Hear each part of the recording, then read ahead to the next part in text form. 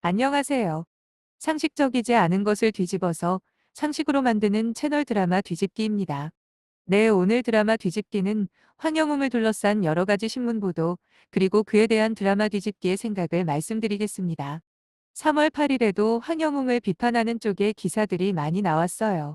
그런데 제가 이 기사를 보면서 조금 이상하다, 납득이 되지 않는 부분이 있습니다. 제가 황영웅이 쓴 사과문을 읽어봤습니다. 진심으로 죄송하고 마음이 무겁다 이렇게 시작했잖아요. 그래서 이제 불타는 트롯 경연을 끝마치려 한다.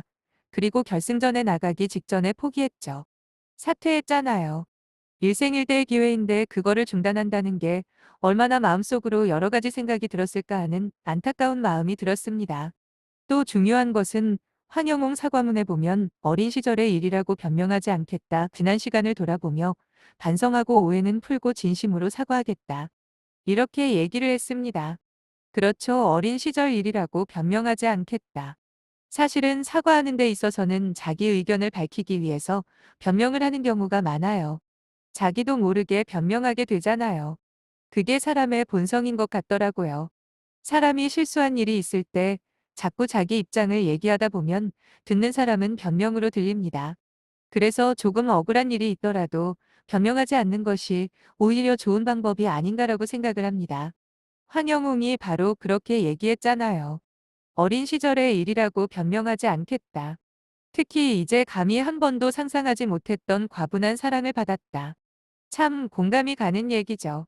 나로 인해 상처받으셨던 분들께 진심으로 용서를 구한다. 제가 보기에는 약간 짧은 얘기이긴 한데 핵심은 잘 표현했다고 생각합니다.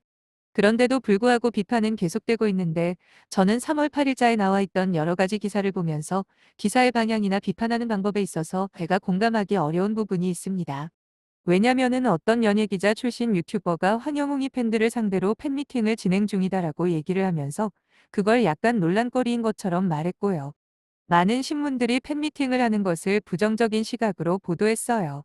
미팅을 준비 중이라는 근황이 전해져 논란이 일고 있다 이런 식으로. 근데 저는 이게 왜 논란이 되는지 솔직히 이해가 안 되는 부분이 있습니다. 팬미팅은 팬들이 있으니까 하는 거 아니겠습니까? 그러니까 팬미팅을 하든지 말든지 하는 거는 팬들이 결정할 문제예요.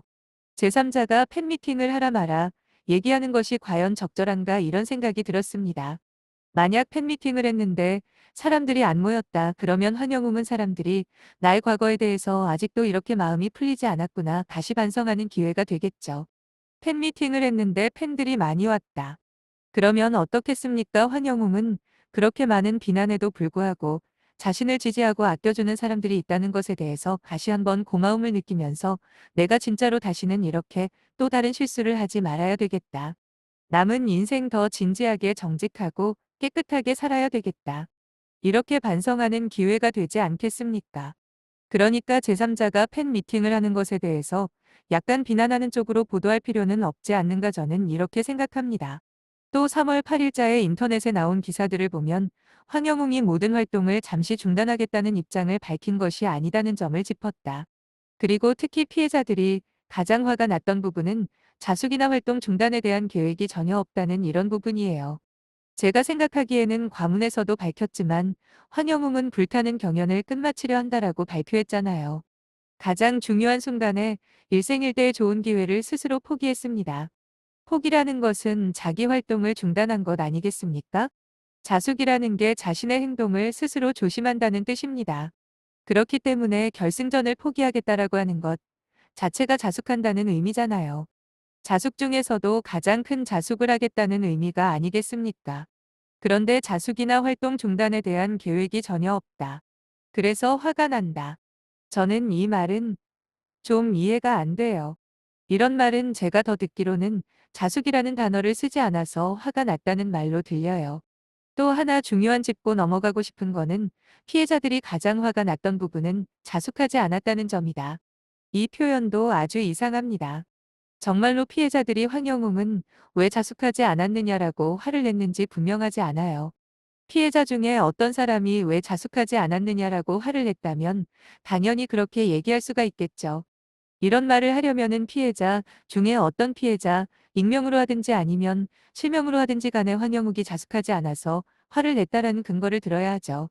저는 피해자가 그런 반응을 보였다기보다 유튜버가 자기 생각을 피해자라는 익명을 둘러대고 이렇게 설명한 건 아닌지 의구심이 듭니다. 물론 독자들이 모르는 통로를 통해서 피해자 중에 2명 이상이 왜 자숙하지 않느냐라고 화를 냈다면은 이렇게 표현을 쓸 수가 있겠지만 그런 것 같지는 않습니다. 저는 그것보다도 더 훨씬 더 이해한 것은 3월 8일에 이게 인터넷에 들어가 보면 무슨 신문, 무슨 연예신문, 무슨 스포츠 신문에서 너무나 많은 신문사들이 이 유튜버의 한 말을 그냥 다 베껴서 썼어요. 이거는 유튜버가 자기 의견을 얘기한 게 아니라 피해자들이 그렇게 했다는 것을 전한 거잖아요. 그러면 실제로 피해자들이 그런 얘기, 그런 반응을 보였는지에 대한 확인이 있어야 되는 겁니다. 10손가락도 넘는 신문에서 유튜버가 한 말을 가지고 다 사실 확인도 안 하고 다 이렇게 도배해버리는 게 이거 진짜 어떻게 표현해야 하나요? 제가 더 심하게 얘기하고 싶지만 더 심하게 얘기하지는 않겠습니다. 이런 것이 우리나라 건전한 문화계의 발전을 위해서는 빨리 시정돼야 된다는 일이라고 생각을 하고, 그리고 자기가 영향력이 있는 유튜버라고 하면 누가 어떤 반박을 하더라도 방어할 수 있는 그런 정도의 어떤 책임감과 적이 근거를 가지고 얘기를 해야 되지 않을까, 저는 그렇게 생각을 합니다. 오늘 드라마 뒤집기의 주장을 2가지로 요약하면, 첫 번째, 팬미팅은 팬들이 결정할 것이지 일이 제3자가 참견할 일은 아닌 것 같다. 두 번째, 근거가 약간 희박해 보이는 근거가 희박해 보이는 이야기는 입에 내지도 말고 당연히 언론에서도 인용을 하지 말았으면 좋겠다. 이것입니다. 감사합니다.